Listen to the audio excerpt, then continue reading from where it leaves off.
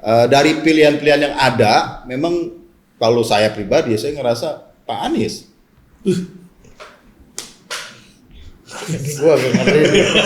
Gue kaget loh. Realitas yang gue alamin, gue lihat, dan gue bisa jelasin. Lu mau nanya apa soal kerjaan ATR BPN di Jakarta? Gue bisa jelasin bro. Apa yang dikerjakan oleh Gubernur DKI, apa peran dia, bisa gue detilin tuh.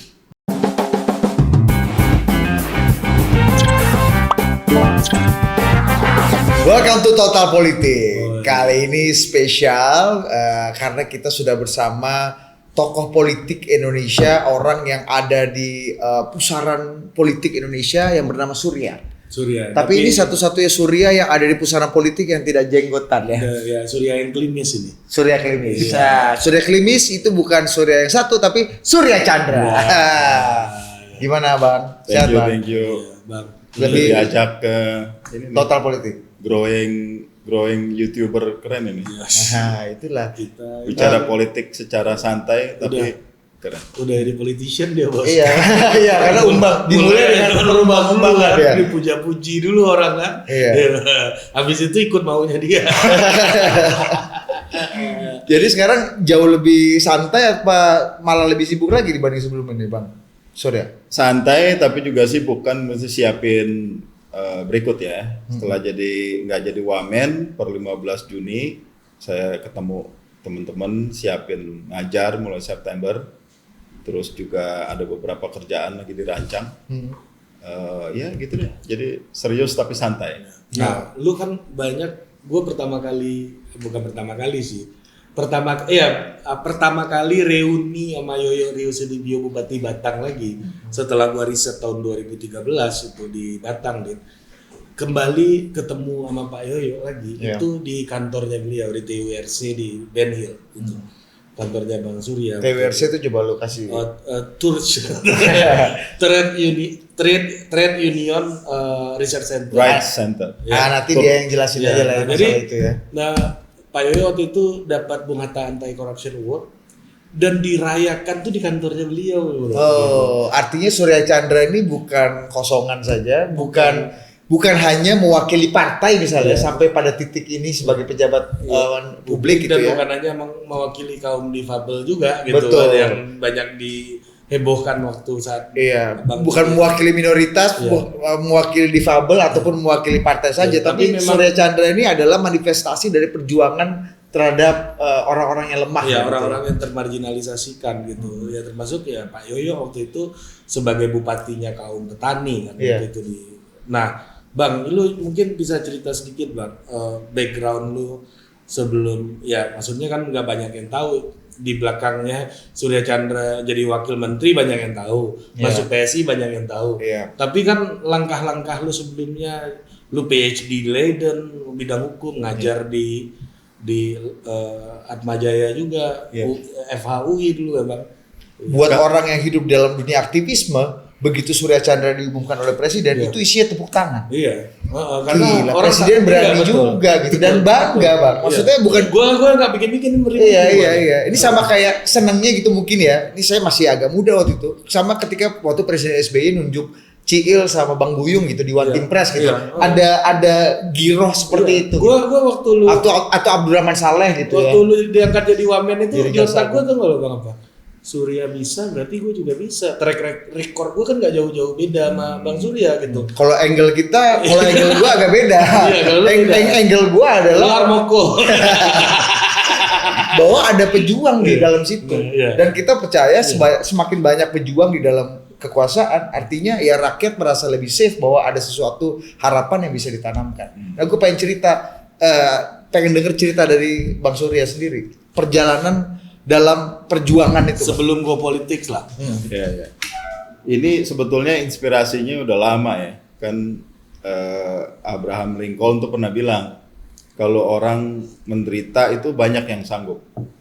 Tapi kalau mau tes karakter sesungguhnya orang, kasih dia kekuasaan. Dulu sebetulnya rencana awal kenapa Pak Yoyo dari Batang kita bikin acara khusus di sini, nggak cuma dengan TWRC ya, tapi teman-teman serikat buruh khususnya. Karena serikat buruh waktu itu dari gerakan sosial ingin ke gerakan politik. Obon Jadi, waktu itu kan. politik kesejahteraan, negara kesejahteraan kan isu-isu Bung hal Obon seperti waktu itu. itu. Nah, Pak Yoyo ini melalui Mas Handoko kita dikenalin yang Om Mahtani buat belajarlah gimana sih politik ketika dalam kekuasaan bisa tetap kerja. Nah, waktu itu pengen dapat inspirasi. Kita seneng banget waktu itu dapat BAKA ya, Bung Hatta Anti Corruption Award ya. dan Itu kayak Raymond Magsaysay-nya ikut lah, Indonesia. kira-kira gitu. Makanya waktu itu dari kunjungan itu kita datang ke Batang, bolak-balik saya bawa aktivis buruh dan sebaliknya gitu ya. Dalam perjalanan kita berhasil ngegolin ada 2 buruh masuk DPRD. Kok ya agak beda ya, karena nggak kuat kelihatannya dan perlu bertahan dalam suasana tekanan politik praktis itu tidak mudah. Saya jadi maju sendiri, itu kira-kira gitu. Nah makanya kenapa masuk politik mulai pertama ya jadi Capim KPK ya. Itu udah berpolitik loh. Itu Bang. 2000 berapa bang? 2015 kalau nggak salah. Oh pas zamannya Pak Iya, itu. Agus ini ya, Pak Agus. Pak Agus, mau Pak Agus. Iya, iya, Jadi iya, Pak iya. Agus. Saya masuk 8 besar yang dipilih oleh Pansel. Berarti sampai ke DPR waktu itu. Sama DPR. Berapa suara di DPR, Bang? 0. Artinya Anda tidak bisa melobi. Itu karena memang di situ politik jadi penting dan buat saya sebenarnya ketika Oh, nggak itu kepilih, makanya lu maknai itu masuk politik. Nah, Politik dong. Gue pengen denger cerita Kan- dulu nih soal itu bang. Gimana? kan gua ketemu semua pimpinan partai, Bro. Iya. Jadi Ketemu komisi secara forum atau secara personal? personal dong. Oh jadi lu lobby, Ngobrol, lu lobby itu masukan. lu lakukan juga ya? Lakukan. Sebenarnya. Ah, Semua melakukan kalau nggak kepilih. Coba lu kasih cerita dulu gimana cerita? Ya ketemulah hampir semua pimpinan partai. Ada yang teman pengacara kan advokat. Ya, kebetulan saya advokat, ada teman yang punya klien. Ternyata kliennya ini adalah mertuanya ketua partai antara ya saudara-saudara lah gitu. Iya. Terus ada yang memang dipanggil, ada yang ngontak. Jadi semua saya datengin dan memang konteksnya buat denger masukan ya, dapat perspektif apa sih gitu. Waktu itu kan ada transisi revisi undang-undang KPK, partai pengen ada perubahan, presiden menahan, jadi panjang itu. Seleksinya Juni, harusnya Agustus sudah selesai, Juli itu pengumuman, Agustus sudah selesai 2 minggu kemudian, sampai bulan Desember. Buset. Makanya dipilih cuma 2 hari sebelum harus berakhirnya masa Iya, jabatan pimpinan KPK waktu itu. Nah, ketika saya nggak kepilih, buat saya wajar ya. Kenapa? Karena kan tugas kami sebagai Capim kan dites kapasitas, integritas, terus juga kualitas gitu ya, kepemimpinan segala macam. Tesnya 2 hari dari jam 7 ke jam 11 malam, 2 hari berturut-turut. Malam hari pertama harus nyiapin presentasi besok pagi. Jadi memang dibikin lelah, ya. capek banget dan Push to the limit ya bang. ya, jadi dari 615 turun jadi 195, turun lagi jadi 48, turun 19, turun 8. Saya sampai 8. Jadi berapa tahap itu? Kelar sampai 8. Dan di 8 ini yang kemudian dibawa ke DPR plus 2 sisa pansel yang lama yang belum di fit and proper. Nah, dari segi kapasitas segala macam ya gue udah cukup loh. Tapi lu bisa intip nilai lo tuh. ya kalau menurut orang DPR Komisi 3 salah satu yang paling bagus lah.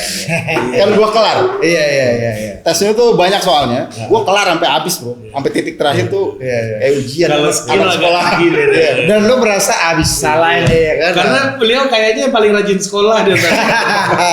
Jadi seneng di tes gitu, demen gitu ya.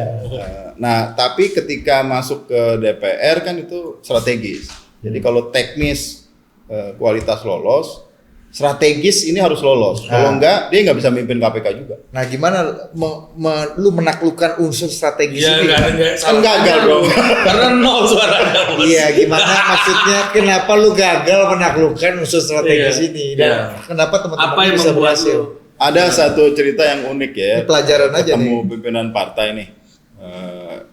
Dia yang kebetulan mertuanya ini Tionghoa. Jadi yang tadi tuh ada teman pengacara punya klien ini mertuanya si pimpinan partai ini. Nah ini orang Tionghoa, kan gue Tionghoa. Ya sekali-sekali lah Mas ada orang Tionghoa di KPK. Oh, afirmatif ya berarti. Terus Otaknya itu afirmatif. pertama kali gue gua tahu ya ternyata penting gitu loh. Menjadi Tionghoa itu secara politik penting. Jadi modal politik. Ketemu nama pimpinan ini. Oh, jadi Tionghoa, iya. Nasrani, iya Pak. Oke. Dua Terus dulu dia kerja di mana? Saya di LBH. Hah? Aktivis ya? Ya kira-kira gitu Pak. Aduh dia langsung lemes.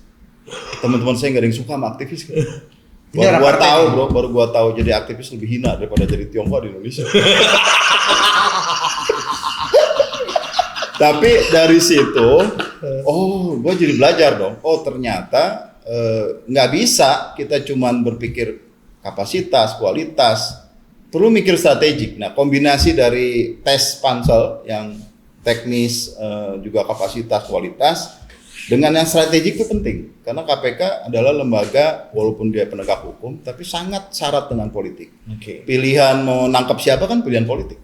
Tapi rekomendasi Anda waktu itu kan ini Bang, Pak Ahok kan waktu itu. Iya itu. Nah ini masih Capim ya? Iya Capim KPK. Nah, ini menarik nggak? Ini kita kalau kalian di Capim KPK dulu nih. Ya. Itu antara jadi berkah sama musibah sih. Dukung Ahok.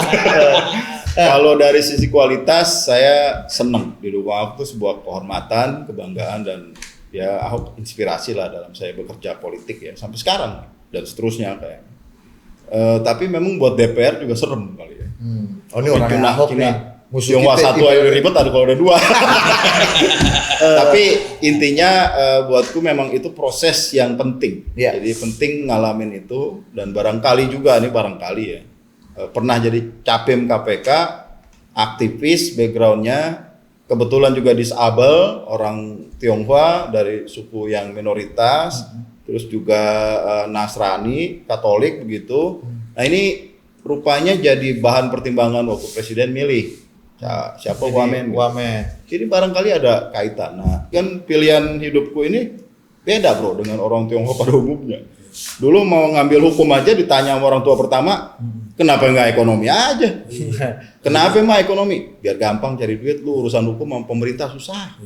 Itu apa ya, imajinasi yang dulu ada di keluarga gua dulu. Harusnya dagang, harusnya ekonomi, terus hal-hal yang berbau bisnis. Sarjana hukum gimana cara jual kulkas?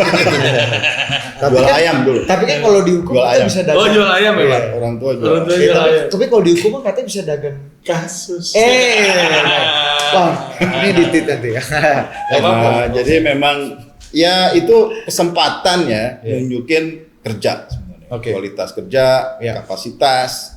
Jadi menjadi minoritas justru peluang menunjukkan berbeda. Nah pilihan-pilihannya kan beda terus.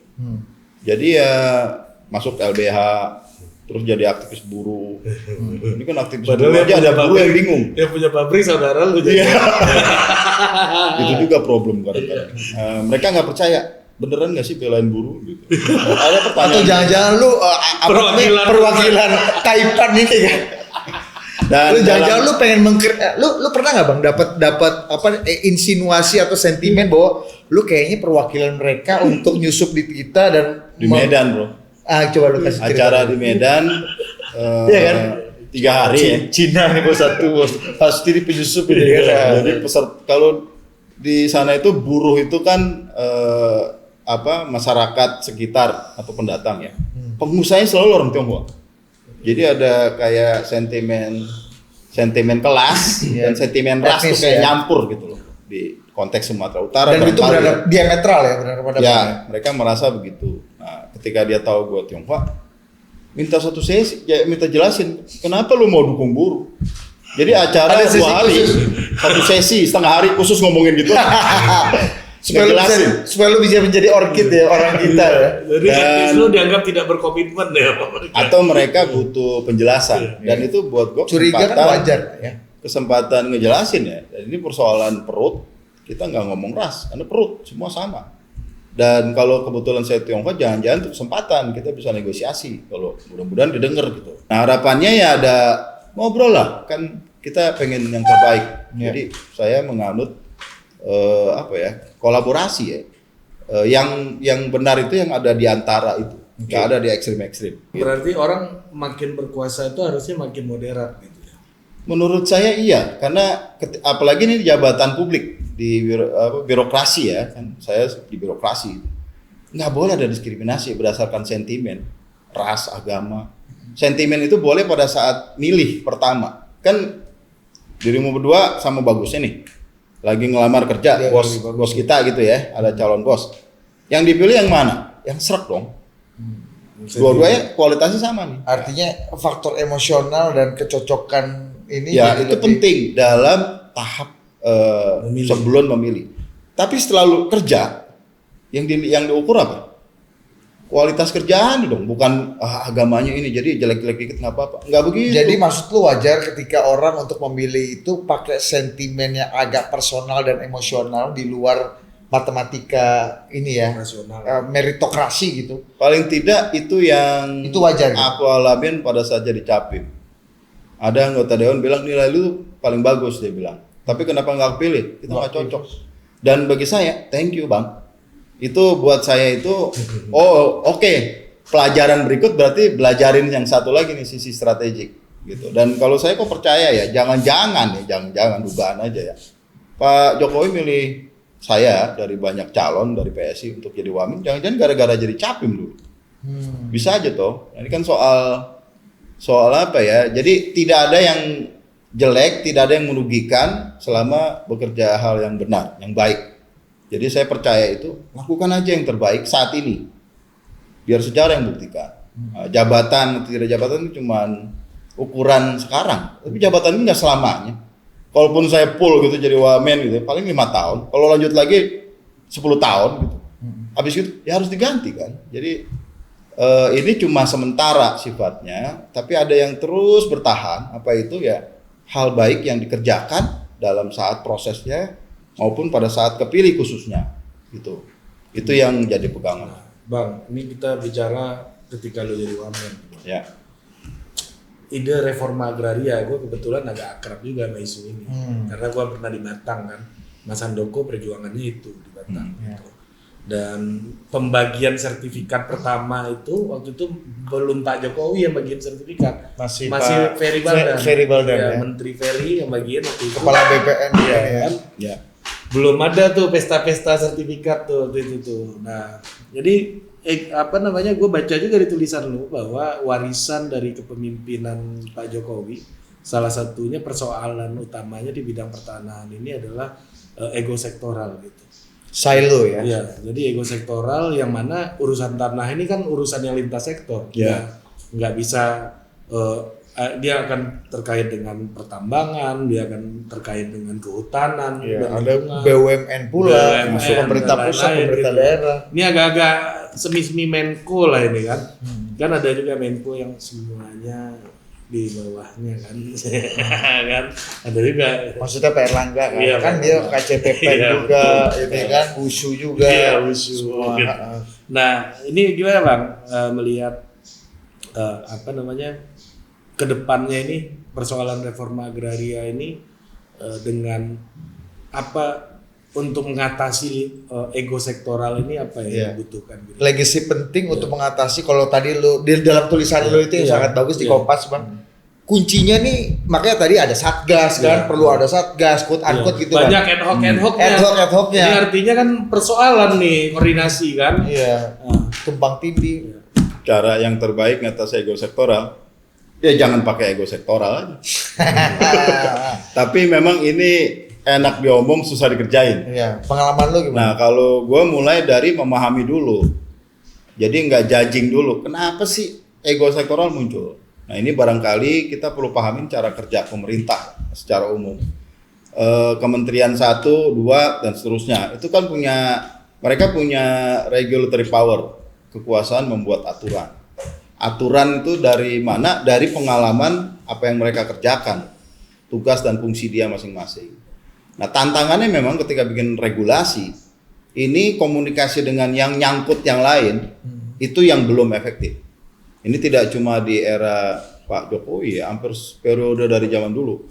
Tapi barangkali Pak Jokowi lah yang secara publik mengatakan itu.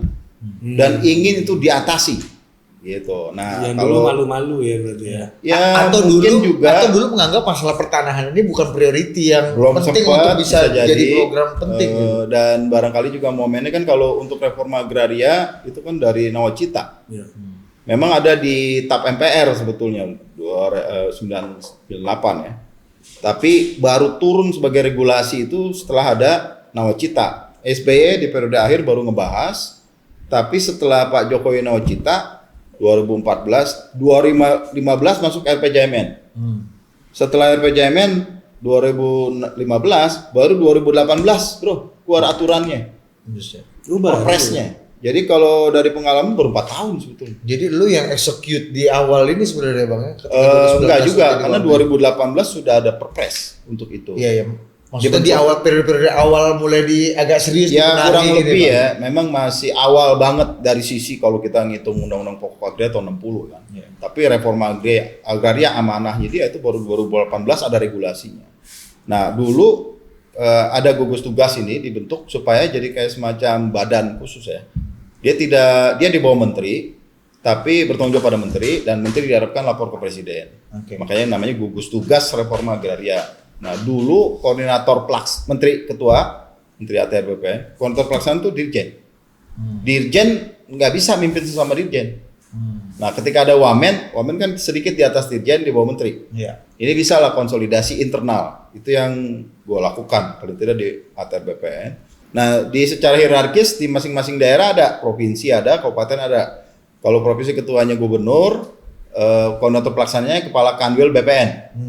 Di kabupaten bupati atau wali kota, koordinator pelaksana kepala kantor pertanahan setempat. Jadi ini vertikal dan horizontal di leveling di pemerintah pusat, provinsi dan daerah. Dengan kata lain, sudah ada legitimasi nih sekarang, sudah ada badannya, sudah ada kendaraan. Kendaraan ini kan mesti digerakkan dong. Ada bensin, ada segala macam. Yang jelas tidak cukup cuman sopir, dia butuh connect, butuh ada yang perbaikin mesin-mesin. Nah disitulah lintas sektornya dibutuhkan dalam kerjaan.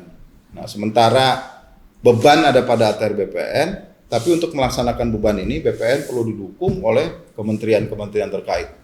Tanah dikuasai ada 2. Ada ATR BPN, itu cuma 1/3 dari total luas tanah di Indonesia ini. Ada kehutanan yang punya tusi di 2/3 tanah kita. 2/3 tanah. Dari total luas wilayah Indonesia, tanah itu 17%. Tapi 17% itu bagi 2 rejim hukumnya, rejim kementeriannya dengan segala macamnya. Dan sisanya itu, dan 83% itu KKP. Ke Kementerian Kelautan Perikanan, kan laut sisanya. Nah antara laut, darat tebelah 2 itu ada pesisir. Bukan hamparan ya. Ini kewenangan siapa? Lalu juga ada masyarakat tradisional adat kita yang memang tinggalnya di atas air dari zaman dulu sebelum ada NKRI, bahkan suku Engros di Jayapura, Bajau di banyak tempat. Labuan Bajau kan, Labuan Bajo itu Bajau, orang Bajau.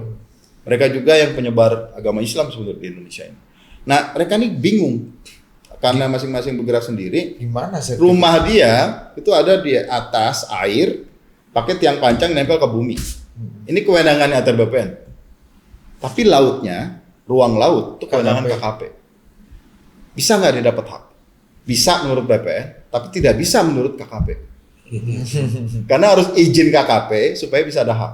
Nah ini kita ketemukan BTRA itu. Gugus tugas ini. Gugus tugas itu membuat ya berantem, diskusi, berdebat. Ini kenapa nggak bisa? Masyarakat ada, mereka punya dari dulu udah begitu gaya hidupnya. Kenapa nggak bisa? Gara-gara pemerintah yang ngatur. Kayak gitu loh. Nah itu lu berarti menghadapi masalah-masalah yang sangat mikro, sangat kecil gitu Bang dalam ya, perdebatan di gugus tugas. Itulah kerjaan pemerintah bro, harus mikro sampai detil sampai makro banget. Ya semua harus kita pahami dan itu menyenangkan gitu sebenarnya. Karena the detail itu kan the devilnya. The devil's on the details. Makanya pertanahan ini tidak cuma lintas sektor bro, lintas waktu. Nggak mungkin satu periode pemerintahan bisa kelar, nggak mungkin beres-beresin masalah tanah. Ini udah di bridging langsung. Nggak mungkin satu periode pemerintahan bisa kelar. Nah, artinya ada yang ini artinya bukan 3 periode tapi bukan. Iya, ada yang akan melanjutkan gagasan-gagasan ini bang. Harus ada. Iya kan ini gagasan besar nih dari Pak Jokowi dan secara bold dari disampaikan. Jadi siapa kelanjutan Jokowi di bidang pertanahan dari banyak orang yang lu udah berinteraksi menurut lu? Iya. Ada nggak menteri lain yang terkait atau kepala daerah? Kan sekarang kan di dalam survei elektabilitas pelanjutnya Pak Jokowi kan kalau nggak menteri ya, kalau nggak kepala Khusus daerah. pertanahan ini ya, tadi melanjutkan reforma agraria Pak Jokowi ini ya. Dan apakah kompatibel juga nggak dengan pilihan partainya nih? Iya. Partai Bang Surya tentunya, bukan partai kita nggak punya partai. Ini partai itu. Iya, total partai. Partai total. Iya. Antar DPP kita. Terus pertanyaannya apa?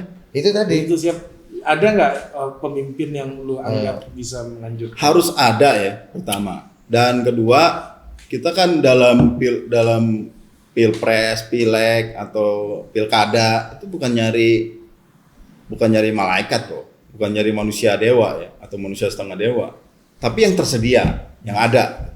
Nah dalam konteks itu siapapun yang ada harus bisa ngelanjutin itu.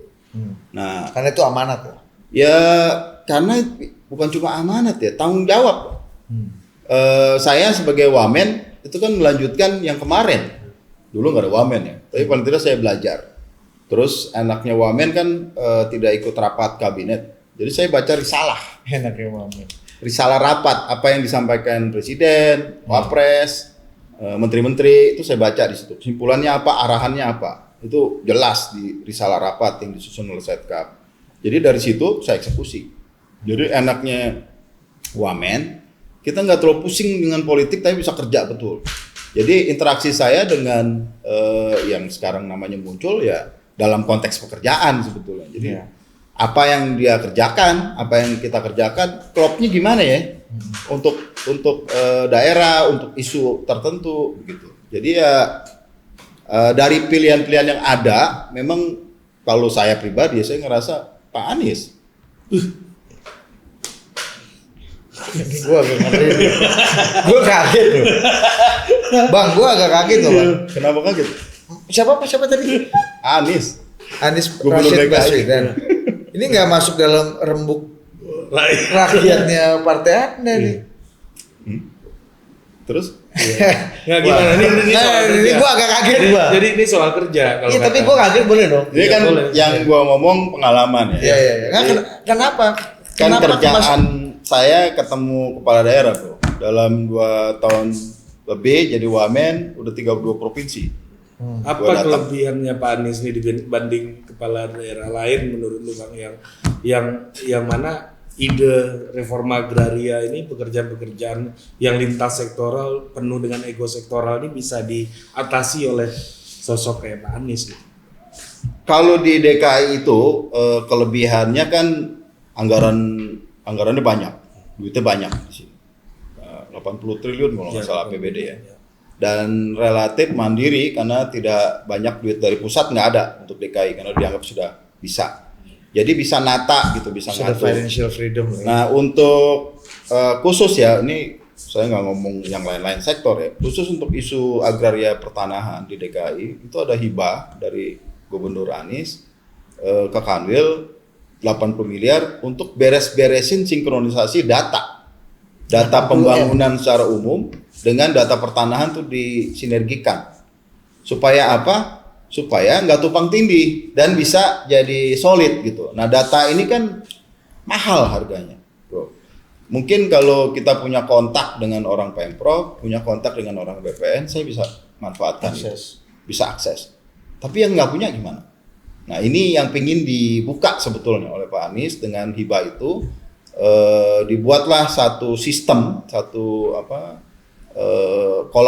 digabung data-data itu yang dipakai jakarta1.go.id, itu website yang dikelola oleh Pemprov.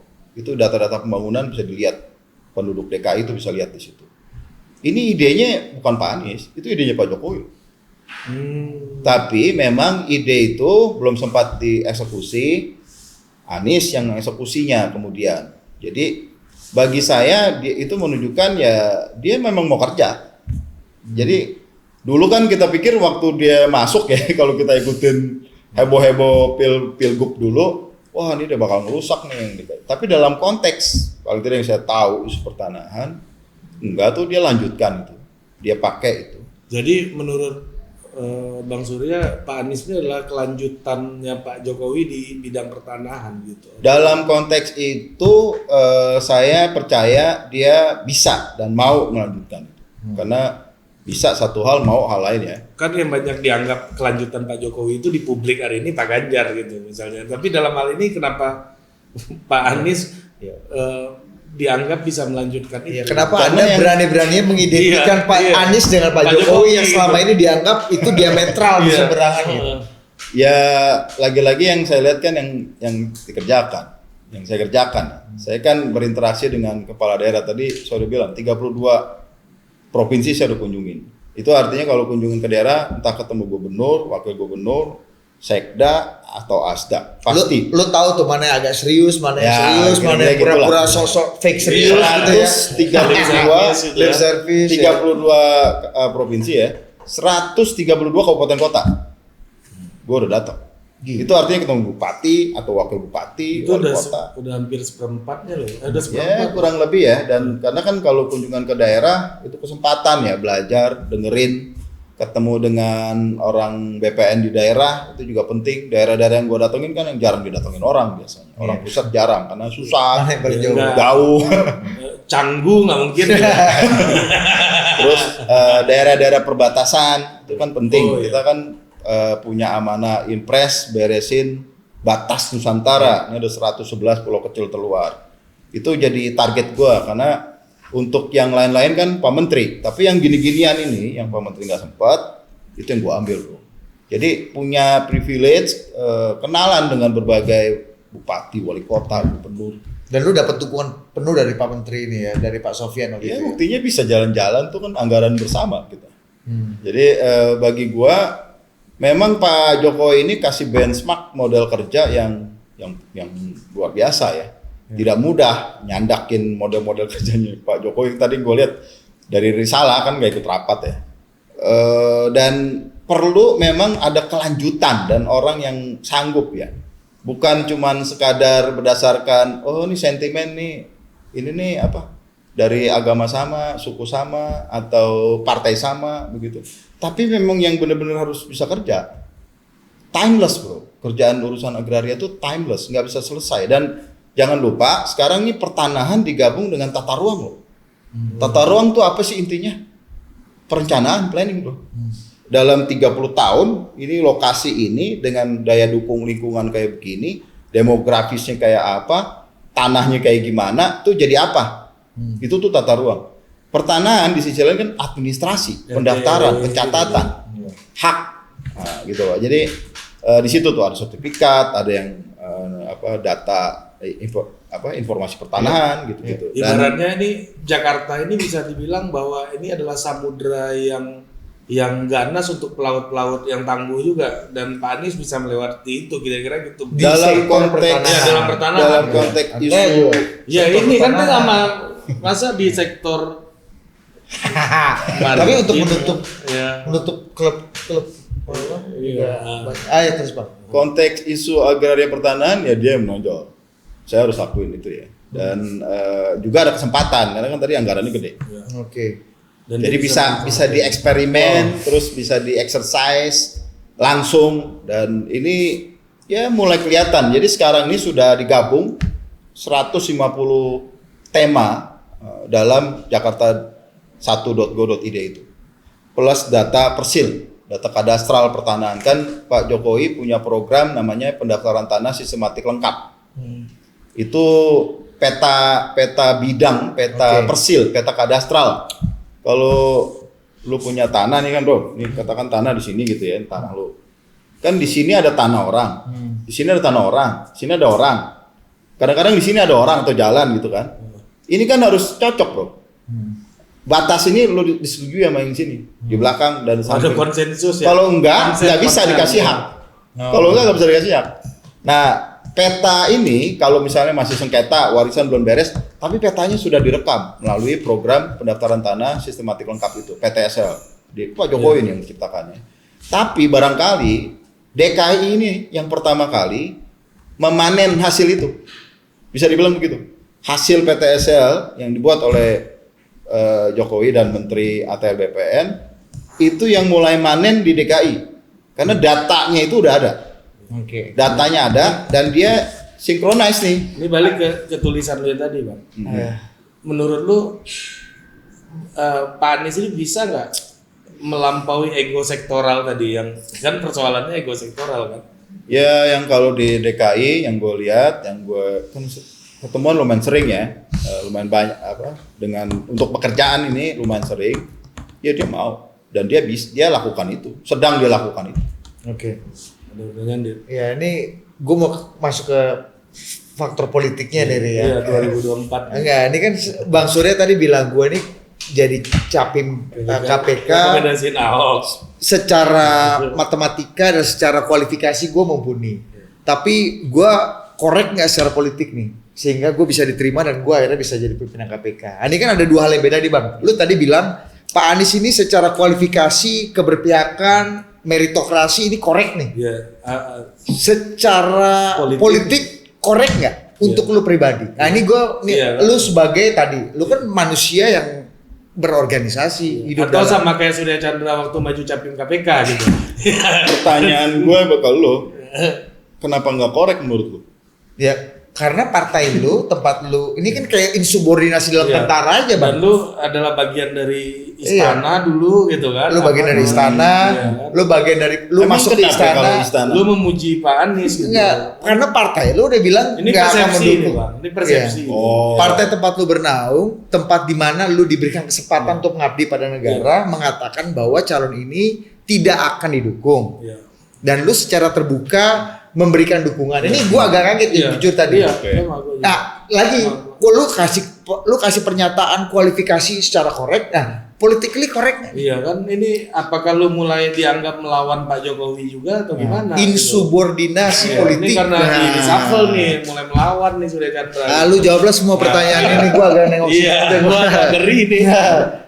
Enggak juga sih, kalau reshuffle memang udah, ya gue pribadi merasa udah cukup kerjaan wamen. Karena kalau tanpa otoritas lebih tinggi untuk bikin perubahan, nggak banyak juga ngaruhnya.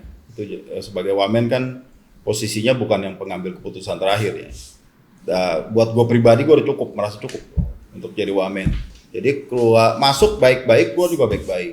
Oke. Nah kalau PSI ya PSI kan percaya pada meritokrasi. Percaya pada yang memang benar, yang baik, ya kita coba angkat gitu, dan bekerja dari situ. Jadi gue tidak merasa gue berbeda dengan PSI. Ya. Artinya kan ini kan aspirasi pribadi, jadinya. Ya secara pribadi, berdasarkan pengalaman gue pribadi menjabat wamen, berinteraksi dengan Pak Anies, dengan banyak gubernur di Indonesia, banyak kepala daerah, bupati, wali kota gitu. Yang gue lihat apa yang ada itu, yang nyata-nyata gue alami sendiri dan gue lihat sendiri, gue dengar sendiri gitu. Jadi ya bisa dibilang pengalaman yang sangat personal sebagai wamen waktu itu ya. Dan bagi gue penting juga ada yang bicara konten, ini kan soal konten bro, soal isu, soal program. Selain yang sentimen-sentimen tadi, kan jangan lupa. Secara politik korek ini kan orang bicara politik korek aja kan. Jadi kan gue cerita tadi, waktu gue capim, secara konten gue cukup udah. Ya ini tadi yang lu puji di sini nih, ya kan? Nah, yang memuji sini nih ya. Yang lu memuji-muji diri lu tadi di sini nih. Iya, yang lu memuji Pak Anies di sini. Iya, di sini lu gagal kan? Politically incorrect lu. Kenapa incorrect? Gue nggak nangkep incorrectnya apa? Nggak dulu, kan nggak dianggap nggak. Bukan incorrect ya. Bukan incorrect apa? Perlu belajar aja yang lain. Nah sekarang incorrect nggak? Bukan soal nggak ada incorrect. Sebagai manusia ini kenyataan, realitas yang gue alamin, gue lihat dan gue bisa jelasin. Lu mau nanya apa soal kerjaan ATR BPN di Jakarta? Gue bisa jelasin bro. Apa yang dikerjakan oleh Gubernur DKI? Apa peran dia? Bisa gue detilin tuh. Tapi kan ini pengalaman gue nih. Ya, tapi kan lu dianggap melawan. Lu kan sih nggak merasa melawan ya. Nanti mungkin kalau nanti PSI merasa perlu manggil, gue jelasin apa adanya, apa pandangan gue, apa argumentasinya gitu ya. Dan kalau nanti ya pokoknya kita diskusikan lah. Cuma argumentasi partai terbuka juga. Iya. Oke. Cuma argumentasi pertanahan sajakah atau ada hal-hal lain juga yang mungkin lu anggap bahwa ini barang ini oke lah. Barang ini tuh maksudnya yang ada di sini tadi Mas Anies ini. Ini layak nih dipertarungkan di politik. Karena ini kalau gue pakai narasi partai lu gitu bang. Iya dong kan itu kan lu kan bukan manusia bebas, lu kan manusia berpartai. Kalau gue kemarin bebas. Oke, bahwa orang yang menang dengan cara yang kurang baik atau dianggap tidak baik, memakai politik identitas, memakai macam-macam lah, yang memecah belah, itu pada ujungnya apapun yang mungkin kita bisa debat soal prestasi atau tidak prestasi, tapi ini tidak layak untuk disupport. What do you think? Lagi-lagi yang gue lihat pada saat dia berkuasa ya kan? Ada nggak tindakan-tindakan yang katakanlah anti minoritas di Jakarta? Itu aja, dicek benchmark yang dibuat Pak Jokowi. Ini nggak bisa dikerjakan oleh satu kelompok doang, satu partai doang, satu suku doang, apalagi kayak gitu-gitu. Ini harus kerja keseluruhan semesta bangsa Indonesia ini. Nah, kalau gue membayangkan tapi itu aja satu hal. Hal lain kan butuh kemampuan teknis, bro. Kemampuan teknis yang teruji dalam yang dia kerjakan pada saat dia menjabat. Itu tadi prinsip Lincoln tadi ya. Paling tidak itu yang gue lihat. Itu yang gue lihat lah. Nggak, lu berarti menihilkan juga dong bang. Apa namanya tadi ya dengan prinsip Lincoln tadi lu awalnya dengan Lincoln kan. Ya orang boleh milih dengan sentimen. Dengan emosional, tapi bukan boleh itu keniscayaan lah. Tapi kan lu uji ketika dia sudah bekerja. Perlu diimbangi oleh pemahaman teknis. Gua bilang tadi, gua nggak kepilih oleh DPR, wajar, karena gua nggak ngerti yang ini. Gitu ini sebelah sini. Nah, jadi capim, gagal, terus jadi wamen, jadi caleg dulu ya. Jadi caleg kan setahun bro kampanye, ngutin suara satu-satu. Lu dapil gue Malang Raya ya, by the way, itu bukan kampung, nggak lahir di sono, nggak pernah sekolah, nggak punya teman, jadi bener-bener baru lah, bangun bener-bener baru, babat alas ini, babat hutan di sana itu, dapat lah 18.000 suara, buat gue pribadi, itu oke banget buat gue prestasi, jadi belajar kerendahan hati lah, ngadepin masyarakat yang kita pengen suaranya dukung, dan ini mengajarkan bahwa dalam pekerjaan kenegaraan gak bisa pakai sentimen doang. Sentimen itu tahap awal, tapi setelah itu dia harus runtuhkan itu dan bekerja secara objektif, secara profesional, dan pelayanan publik itu nggak boleh pakai sentimen lagi. Karena kalau jadi pakai sentimen jadi diskriminatif. Itu disimpulkan oleh Ari bahwa lu akan masuk secara aktif berkampanye atau mendukung Pak Anies. Tergantung Pak Anies ya, dia merasa perlu nggak. Kalau dia mau dan dia perlu, lu mau? Oke. Sebagai bagian kontribusi yang bisa gue berikan barangkali ya, paling tidak kan diskusi ini kan penting bro. Diskusi yang menjelaskan kenapa sih, apa alasan gitu loh. Soal terima atau enggak ya masing-masing kan, tetap gue nggak sedang mengubah mau orang harus nurut yang gue mau, nggak bisa. Tapi yang jelas dengan gue bicara pengalaman kerja, dengan apa yang gue lihat dalam interaksi pekerjaan yang hari-hari yang gue alamin gitu selama jadi wamen 2,5 tahun itu, kita bicara konten, bukan cuma sentimen doang, tapi bicara program dong.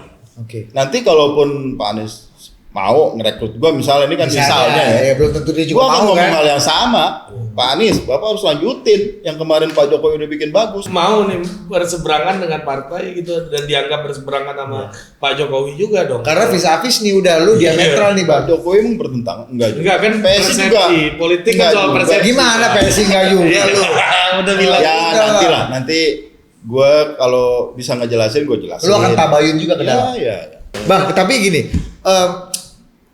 bagaimana lu menilai pihak-pihak mungkin ya satu dari sedikitnya partai tempat lu bernaung masih menggunakan sentimen dan alasan yang sama untuk berseberangan dengan Pak Anies atau tidak setuju dengan pencalonan Pak Anies atau keputusan untuk tidak mendukung Pak Anies dengan tadi itu masing-masing kan. Bagaimana lu menilai pihak-pihak yang masih memakai sentimen itu untuk menolak Pak Anies, tidak setuju dengan Pak Anies?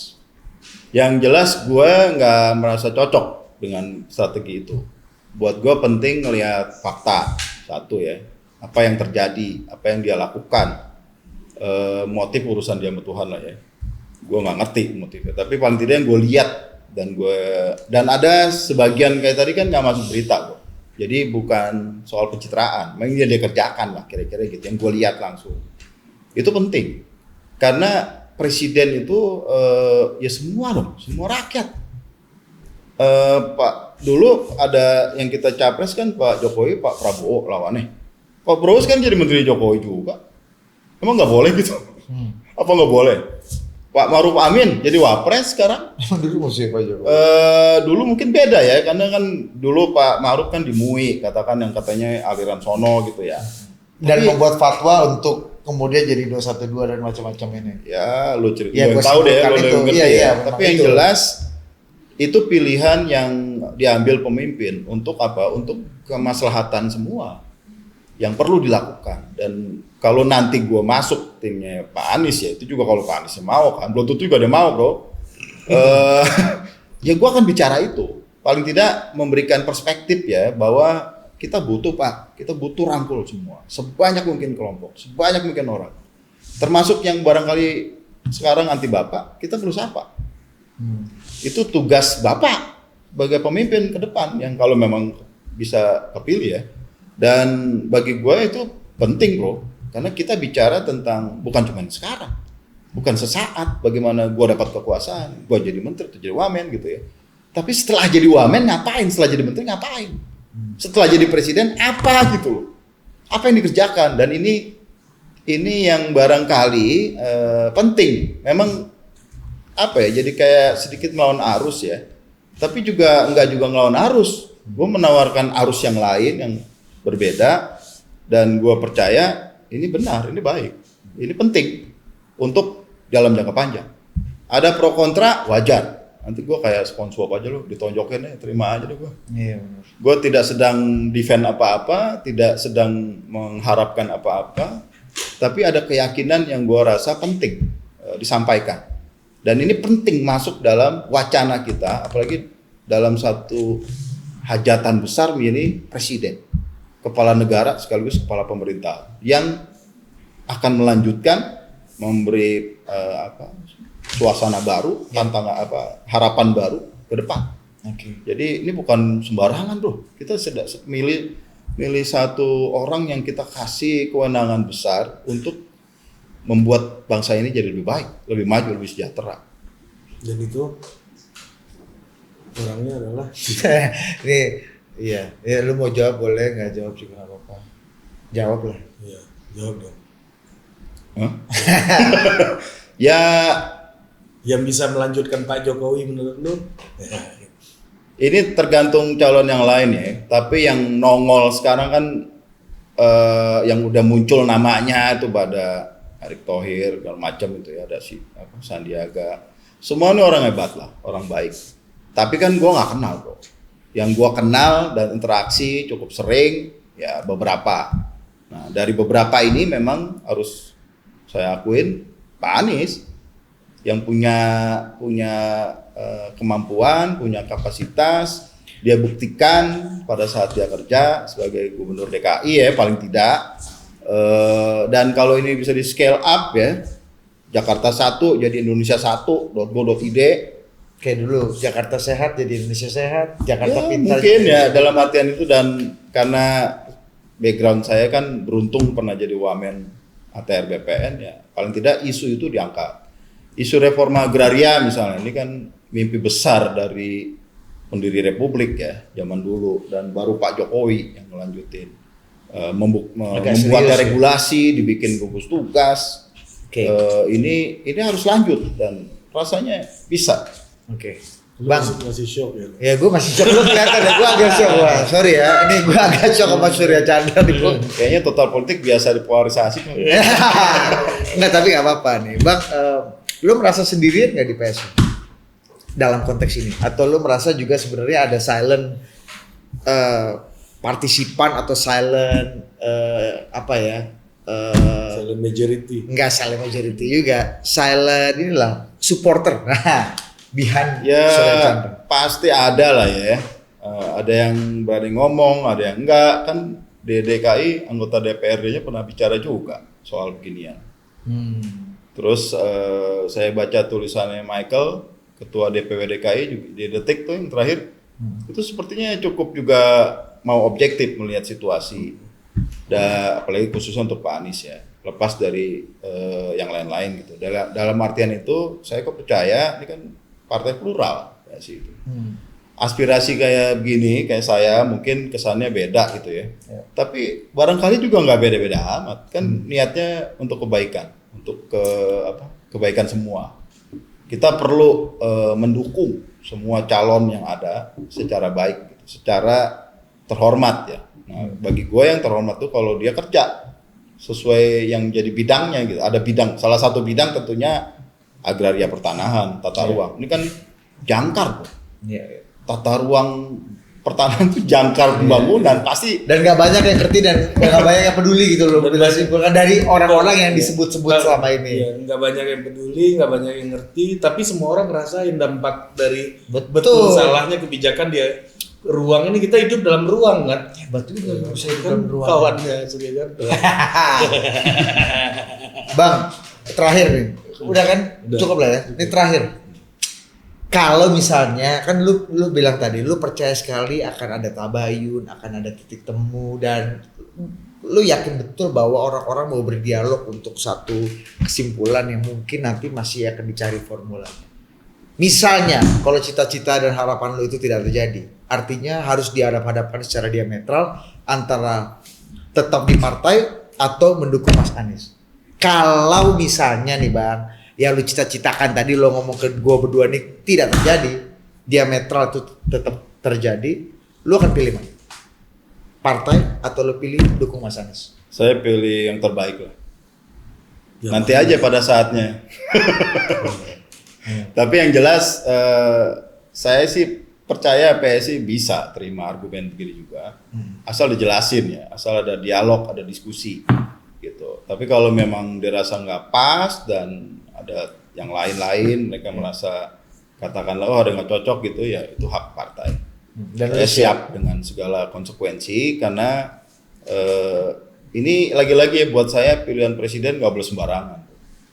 Kita perlu banget dapat seluruh perspektif yang penting diketahui sebelum kita pilih siapa itu. Dan barangkali yang saya bisa berikan ya satu perspektif, satu angle dari spektrum, satu warna dari pelangi ini, isu agraria pertanahan misalnya yang saya dalami sekian tahun gitu ya. Dan saya lihat langsung, ini kan penting karena krusial. Yang lain mungkin kontribusi yang lain dengan capres yang lain. Ya monggo. Tapi jangan cuman pakai sentimen. Jangan cuman karena kedekatan tertentu atau ketidakdekatan tertentu. Serem banget bro, dan sayang banget itu. Jadi ya tabayun kita terapkan, tapi yang paling penting ya kun fayakun. Kun fayakun. Oke, demikian Bang Surya, thank you Bang. Ini jalan pedang yang lu pilih dan tidak mudah. Gua nggak mau mendoakan atau tidak mendoakan karena itu personal gua. Ya, tidak mungkin gua ungkapkan di sini. Ya, jadi selamat berjuang aja Bang Surya. Pilihan politiknya asal bukan. Yeah.